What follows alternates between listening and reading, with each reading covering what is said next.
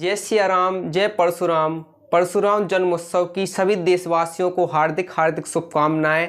आज हम जानेंगे कि भगवान परशुराम का जीवन किस प्रकार से बीता और उनके जीवन से जुड़ी कुछ कहानियों को।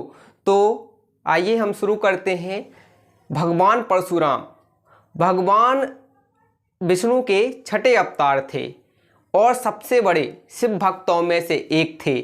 भगवान परशुराम जी का जन्म मध्य प्रदेश के जानापाव पर्वत पर हुआ था। इनके जो पिता थे, इनके पिता का नाम महर्षि जमदग्नि और इनकी माता का नाम रेणुका था। ये बचपन से ही बहुत तेज बुद्धि के थे।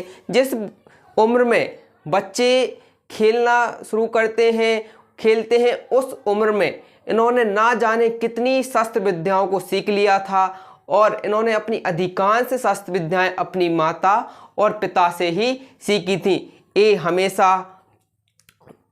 बड़ों का आदर करते थे और सदैव सभी का सम्मान करते थे। जो इनको हमेशा सिखाया गया था कि हमें सदैव जीवों के प्रति दया का भाव रखना चाहिए और ये पशु पक्षियों से बहुत प्रेम करते थे और उनके प्रति हमेशा सहानुभूति का भाव रखते थे। कहा जाता है कि भगवान परशुराम जी के पास ऐसी विद्याएं भी थीं जिससे वो पशु पक्षियों से वार्ता करते थे और उनकी हर वो बात को समझ जाते थे। भगवान परशुराम शस्त्र विद्या के बहुत बड़े ज्ञाता थे। इनके पास ना जाने कितनी शस्त्र विद्याएं थीं और इन्होंने जो अपनी शस्त्र विद्याओं की जो शिक्षा थी, इन्होंने भीष्म पितामह, गुरु द्रोणाचार्य और कर्ण जैसे योद्धाओं को शस्त्र विद्या भगवान परशुराम जी के द्वारा ही दी गई थी। भगवान परशुराम भार्गव गोत्र की सबसे श्रेष्ठ संतानों में से एक थे, जो हमेशा अपने माता पिता की आज्ञा का पालन करते थे और सदैव बड़ों का आदर करते थे। अब भगवान परशुराम के जीवन से जुड़ी एक और गाथा के बारे में हम आपको बताते हैं कि भगवान परशुराम के जो पिता थे, उनके पास एक कामधेनु नामक गाय थी। एक बार है वंश का जो शासक था सहस्त्र अर्जुन की नज़र उस कामधेनु गाय पर पड़ी, जिसके कारण सहस्त्र अर्जुन के मन में एक लालसा आ गई उस गाय को प्राप्त करने की। तो सहस्त्र अर्जुन ने बलपूर्वक महर्षि जमदग्नि के आश्रम में आक्रमण कर दिया और बलपूर्वक उस गाय को ले गया। जैसे ही यह खबर भगवान परशुराम जी को पता चली तो भगवान परशुराम जी को इस खबर ने बहुत क्रोधित कर दिया और उन्होंने अपने पिता के सम्मान की खातिर और उनके अपमान का बदला लेने के लिए सहस्त्र अर्जुन से युद्ध किया, जिसमें सहस्त्र अर्जुन की सारी भुजाएं कट गईं और वह मारा गया और उस गाय को भगवान परशुराम जी वापस ले आए। सहस्त्र अर्जुन के पुत्रों ने अपने पिता सहस्त्र अर्जुन की मृत्यु का बदला लेने के लिए छल पूर्वक, जब परशुराम जी आश्रम में नहीं थे तो उनके आश्रम में वो लोग जाते हैं और छल पूर्वक महर्षि जमदग्नि की हत्या कर देते हैं और उनकी हत्या से विचलित होकर इनकी माता रोते रोते सती हो जाती हैं और इस घटना ने भगवान परशुराम जी को बहुत क्रोधित कर दिया था।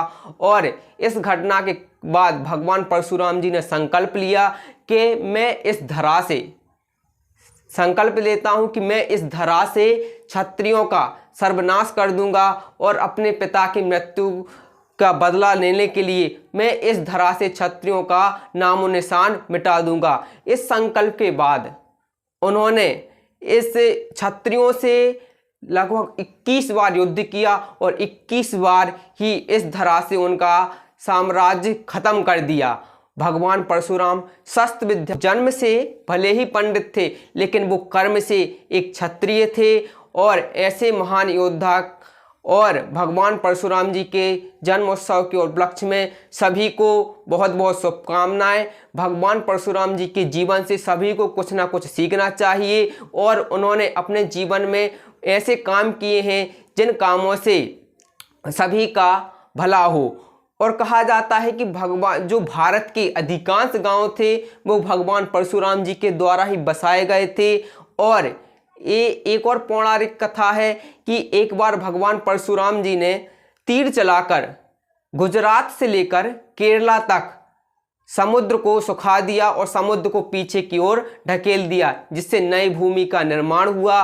इसके कारण एक कोणार्क गुजरात और गोवा में बहुत वंदनीय है और इनकी वहाँ पर पूजा की जाती है। तो भगवान परशुराम जी के जीवन से जुड़ी कुछ बातें थी जो मैंने आपको साझा की। उम्मीद करता हूँ कि आपको यह बातें पसंद आई होंगी।